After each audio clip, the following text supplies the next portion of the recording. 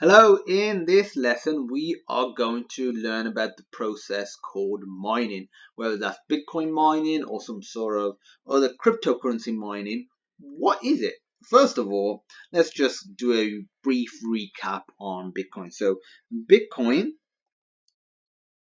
as many other cryptocurrencies are, as they all are as far as I'm aware, Bitcoin is a peer-to-peer network, and it's not controlled by a single authority, and that single authority usually is the government. But Bitcoin is peer-to-peer, decentralized, distributed, and it is not controlled by a single authority. With conventional paper money,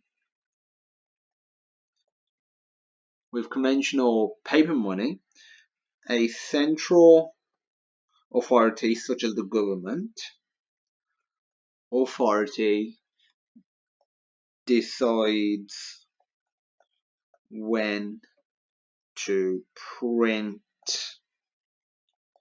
or you can call it issue, more money. This generally leads to deflation, but ultimately the money supply is controlled and regulated by the government. Whereas Bitcoin, as Bitcoin is decentralized and distributed, there is another method for more coins to be issued. So that's just like sort of almost like a history, like an overview of what Bitcoin is. People use special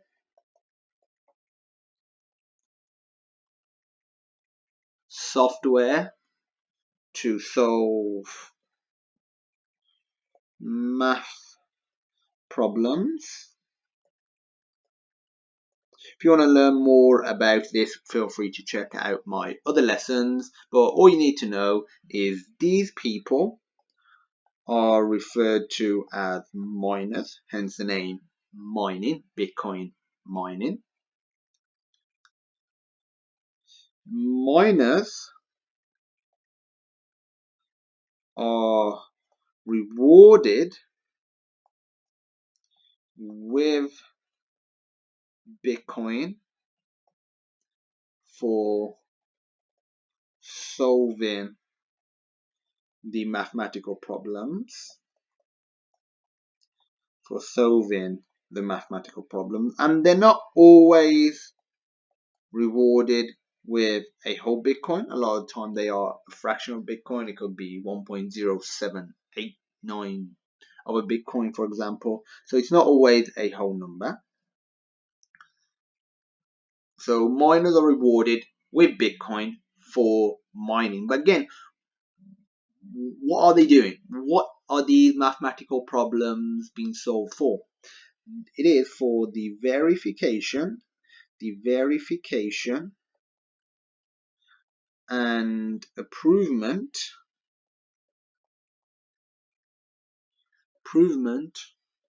of Bitcoin transactions. So if I were to send some money to Bob, for example, Bitcoin, if I were to send 5 Bitcoin, that transaction has to be verified to make sure it's a legit transaction. So miners work together to verify its validity. So that's essentially all miners are doing.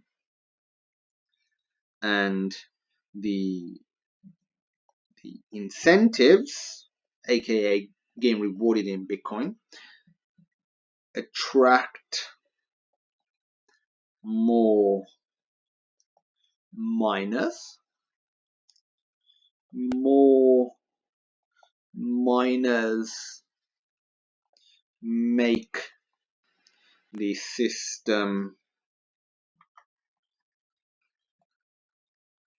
more robust and secure, because they are obviously checking the validity. So more miners, more verification going on, which leads to more adoption by the public. And this essentially has a feedback loop that is just constantly going round and round. Obviously, it's one of those catch-22s. It's where it can take a little while for it to get going, simply because you need this for that, you need this for that. But once it gets going, the incentives attract more miners. The more miners make the system more robust and secure, which ultimately leads to more adoption by the public. And then that makes people want to mine more, and then ultimately that makes the system even more secure, makes it look better than the alternatives as well. We're not finished here. There's some more stuff that I think we really need to know about Bitcoin mining. The Bitcoin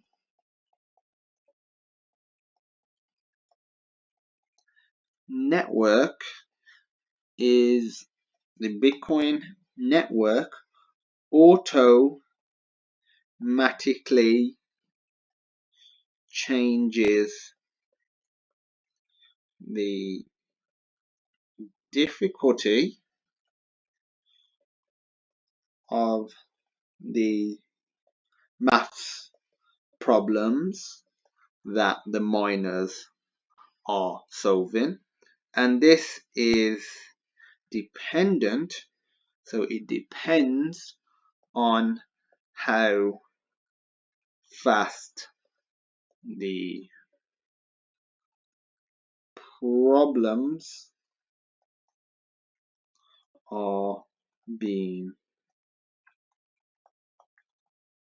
solved. So it just ensures that not too many coins are being issued at any given time. And as I've mentioned in other lessons, the estimate is by 2140 or 21 million Bitcoins will have been issued.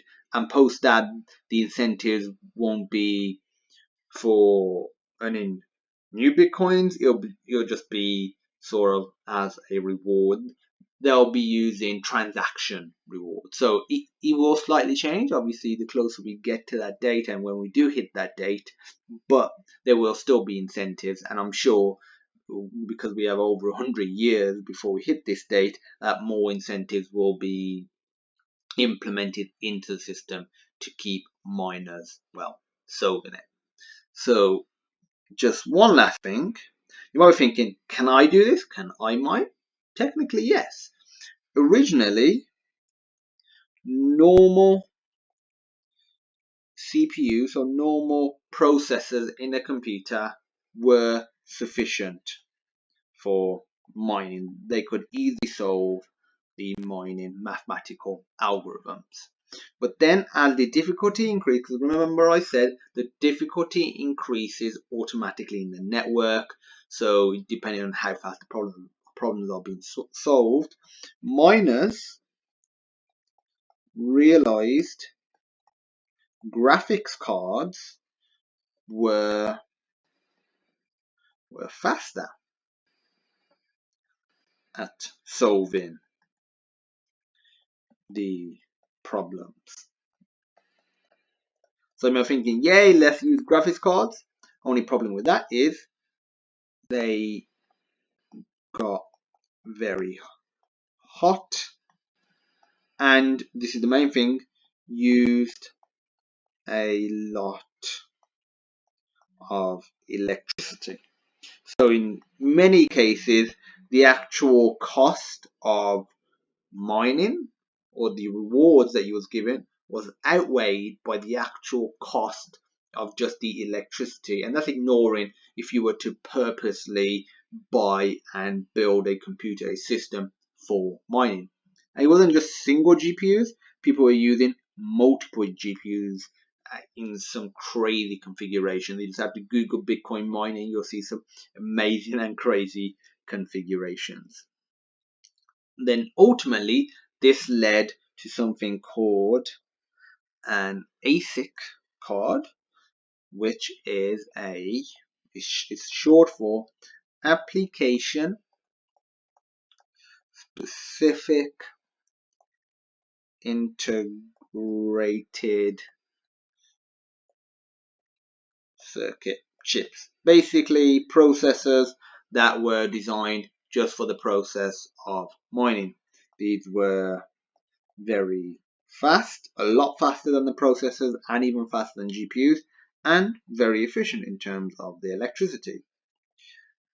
They range from a few $100s to thousands of dollars, and obviously the most expensive ones provide you with more processing power for mining. That's a overview of what mining is. If there are any concepts that you are unsure of, feel free to go through the video again and check them out, or feel free to message me directly and I will lend a hand. As usual, I look forward to seeing you in my next lesson.